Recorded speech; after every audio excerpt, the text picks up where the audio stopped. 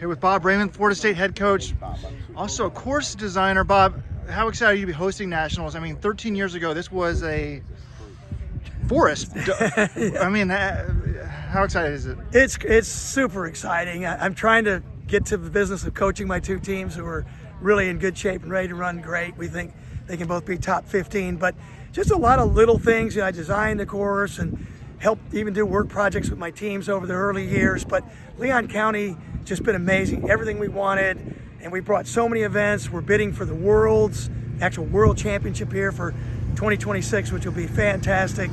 But it's just, it's great to see it all come together. We're so happy that the NCAA said, hey, look, let's mix it up a bit. Let's move it around.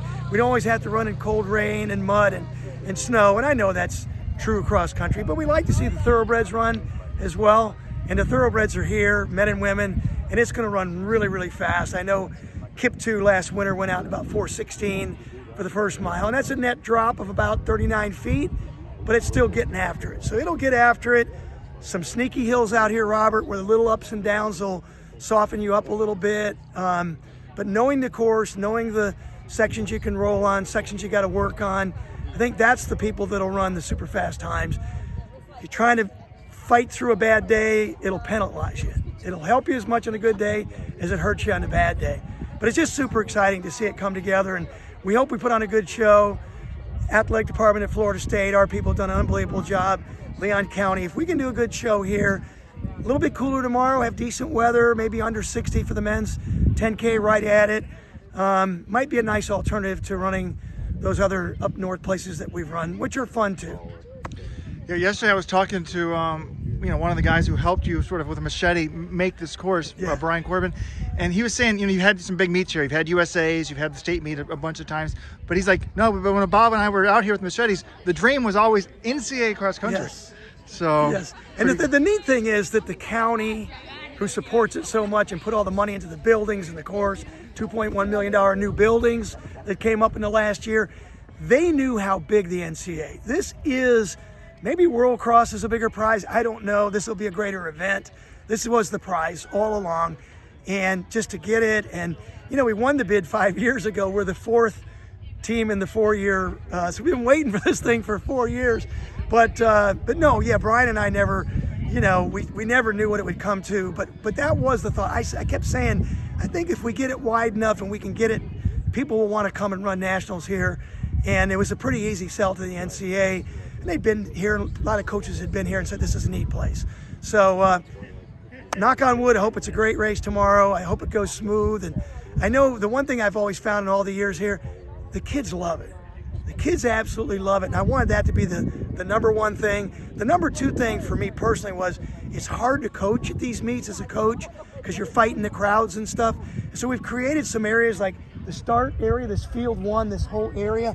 That's a giant coaches box, only coaches, but they can go anywhere they want to go. And then down the trail to a giant coaches landing at the bottom of, they're gracious enough to name it the Braman Trail. So you go down the Braman Trail and there's a coaching box there too. So every 3K loop you can hit them twice. There's not a lot of benefit for being a super fast coach.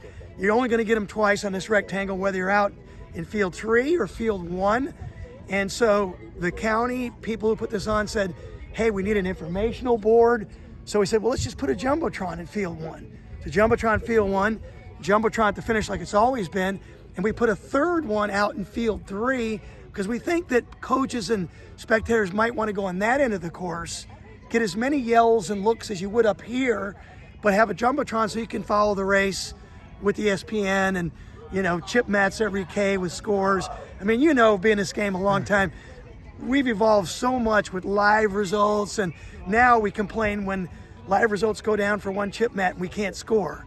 You and I used to do it in our heads, counting, bodies. So it's really cool how the technology and all the things that we can do now have made this more of an event than just, old school blood and guts, which is cool, but this is a little bit next level. Let's talk a little about the men's individual race. I mean, your stud Adrian, your thoroughbred Adrian, I'm sure he wants to win it on the home course. Yeah. What do you think the key is to his success? He had Kip 2 head-to-head last January, and Kip 2 got the best of him that day. And then he had Connor at the pre-nats, plus all the other elite athletes, the Northern Arizona guys, and Jacobs from Notre Dame, and all those greats. And they had some really good races here. And he's been close. He's been in the mix, and he knows the course really, really well. And so he's going to put all on the line. He was talking to the team, because he's a good team guy. Say, hey guys, you know how rare this is to be on our own course that we train on all the time and be able to run nationals. Let's not waste that opportunity. So whatever Adrian does, whether it's first or 50th, he's that guy. He'll give you everything he's got. And that'll be really cool for him to be in the mix. And maybe he'll pull one out, which will be unbelievable at home. But just a great guy, great team guy. And, the other people who he has to race, they're kind of his buddies. They kind of like each other. There's no hate and all that. And so it'll be really cool. It'll be cool, and it's going to be fast. I think 28:30 or so is probably in play. I'd have to look back when we had USAs here with the the Army team with those guys.